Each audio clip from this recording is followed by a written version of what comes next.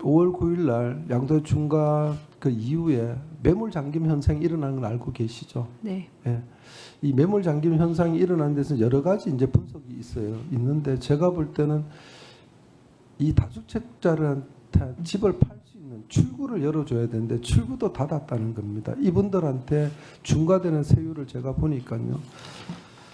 세 채 이상 가진 사람들이 가산세를 포함하면은 뭐 지방소득 다 포함해서 실소율이 한 82.5%까지 세율이 돼요. 이렇게 세금 낼 바야 그냥 내가 집을 지키고 있겠다. 이래서 매물이 잠기는 거거든요. 그래서 조금 풀어줄 필요도 있다. 그런데 이 이제 해결하는 방법에서 정부는 보유세를 인상하는 카드를 만지고 있어요. 대통령께서 말씀하셨지만 정책실장도 보유세, 양도세에 대해서 인상 의지를 나타내는 말씀을 하신 것 같은데 저는 그렇게 봅니다. 이 지금 보유세, 양도세를 같이 올리는 게 적절한 방법인지 후보자의 의견을 좀 여쭙겠습니다. 예. 아, 지금 물어보시는 예, 건가요? 예, 그렇습니다. 예. 제가 뭐 이 부분에 대해서 개인적인 의견을 명확하게 갖고 있지는 못한 건. 그럼 네. 제가 말씀을 좀 드리도록 하겠습니다. 보통은 이제 학계나 이 업계에서 이런 얘기를 합니다. 보유세와 양도세 중에서 보유세를 증가시키면 양도세는 좀 풀어서 그게 시장 원리에 맞다고 통상 얘기를 하고 있습니다. 물론 의견이 조금 다를 수는 있겠지만 예전에 문재인 정부 시절 때 보유세 양도세를 같이 올린 적이 있었습니다. 그때 결과가 어땠냐면 아마 후보께서 알고 계실 겁니다. 당시 매물 잠김 현상이 계속 지속돼 갖고 실수요자들은 집을 못 구했어요. 그리고 세금이 늘어나고 이 세금이 이제 전월세가 증가되니까 결국 무주택 시민들은 주거 사다리를 끊는 그런 부작용이 일어났거든요. 저는 이런 틀린 정책을 다시 이 정부에서 이재명 정부에서 전철을 밟아서는 안 된다 이런 말씀을 드리고 싶고 제가 오늘 드리고 싶은 말씀 두 번째 이런 겁니다.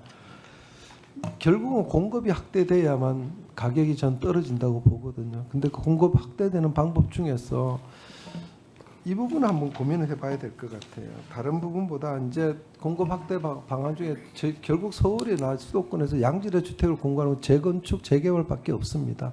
근데 재건축, 재개발하는데 어저께도 동료 의원들 중에 이주비에 대한 말씀이 계셨는데 이주비도 이거 막아놨거든요. 그러면은 지금 정비사업 하고 있는 91% 정도에서 이주비 조달이 좀 어렵다 그럽니다. 그럼 이게 어려우니까 결국 3만 1,000 가구라고 지금 숫자가 나오는데 이 공급이 늦어지고 있거든요. 그럼 여기 LTV가 현행 한 40% 정도 되는데 이렇게 막아놓지 마시고 이걸 조금 풀어줘서 그러면 이주비 조달이 좀 편해지면 결국 재건축이나 재개발 공급이 좀 원활하지 않겠나 이렇게 보고 있고요. 두 번째는 그런 겁니다. 정비사업 용적률을 높일 때 우리가 의무적으로 이제 임대주택 의무 비율이 있습니다. 이걸 너무 도식적으로 하지 말고 조금 합리적으로 조정도 필요하다. 그래서 공급이 늘어나면은 수요가 따라오더라도 가격이 좀 낮춰줄 수 있지 않겠습니까? 계속 수요 억제 정책만 해갖고는 저는 가격을 잡을 수 없다고 봅니다. 그래서 정책 방향도 좀 전환할 필요도 있다. 한번 검토를 해주시길 바라고. 두 번째 이제 지방과 서울의 부동산 차이입니다. 저 보시다시피 대구, 광주를 불문하고 지금 가격이 계속해서 하락하고 있어요. 이건 뭐 이재명 정부뿐만 아니라 그전 정부도 마찬가지입니다. 그러면은 지금 정부의 모든 정책은 수도권의 수요 억제를 해서 가격을 잡겠다는 건데 그게 여파가 부작용으로 수도권에 잡으려고 하다가 지방 부동산을 망가뜨리는 게 됩니다. 왜냐하면은 두 가구나 세 가구를 이제 다주택 중에 한 번은 서울에 집을 갖고 있고 지방에 집을 갖고 있는 분들이 계시는데 이게 중과가 되면 결국 파는 게 지방 거를 먼저 팔게 돼 있어요. 그러면은 지방은 가격이 점점 떨어집니다. 그리고 지금 제가 지역구 있는 대구도 미분양이 전국 최대입니다. 이 미분양을 해소하려면 그래도 실수요자들이 대출을 좀 받아서 가야 되는데 이게 수요 억제를 해버리니까 가계대출 잡아버리니까 안 된다는 거죠. 그래서 지방에 대해서는 LTV 현행 비율도 조금 수도권과 다르게 적용할 필요도 있고 또 한시적으로 이런 미분양 아파트를 할 때는 뭐 취득세나 그런 거 세제 혜택도 좀 주셔서 지방도 좀 살려주는 방법으로 그렇게 검토해 주셨으면 그런 부탁도 아울러 드리겠습니다. 그리고 시간이 한 1분 정도 남아서 간단하게 말씀드리겠습니다. 사실 저 보안 수사권 문제를 여쭈려고 그랬는데 오늘 어저께 총리께서 김일성 총리께서 이미 보안 수사권 문제는 국회로 넘기셔서 제가 더 이상 질의하는 건 의미가 없다고 생각하고, 다만 총리께서 이제 법률 전문가가 아니셔서 이 제도를 잘 모를 겁니다. 정권 송치 제도라고 있습니다. 들어보셨죠?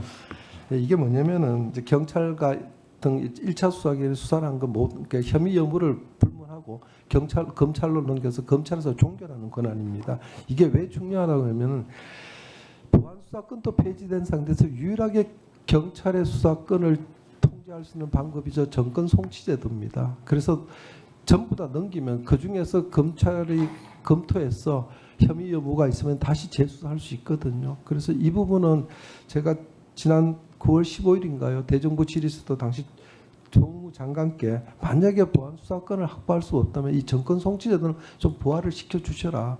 우리가 사법개혁하는 이유가 뭐냐? 결국 피해자를 보호하는 거지 범죄자가 활개치고 양산되는 제도는 아니지 않냐. 검찰을 개혁해서 검찰의 힘을 빼면 좋습니다. 그렇지만 지금 검찰이 욕먹는 거는 저기도 검찰 저희 검찰 출신들이 있습니다만은 특수부 검사가 전체 사건의 1% 정도 됩니다. 일부 정치 검사들이 했던 그 행태 때문에 나머지 99%의 형사부 검사들은 민생과 직결되는 사건들을 하면서 어떻게 보면 저평가됐다고 보죠. 그래서 이 정권 송치 제도는 아마 총리께서 취임하시면 관계부처 장관들과 협의해서 검토해 주시기 바랍니다. 네, 주신 말씀 잘 살펴보겠습니다.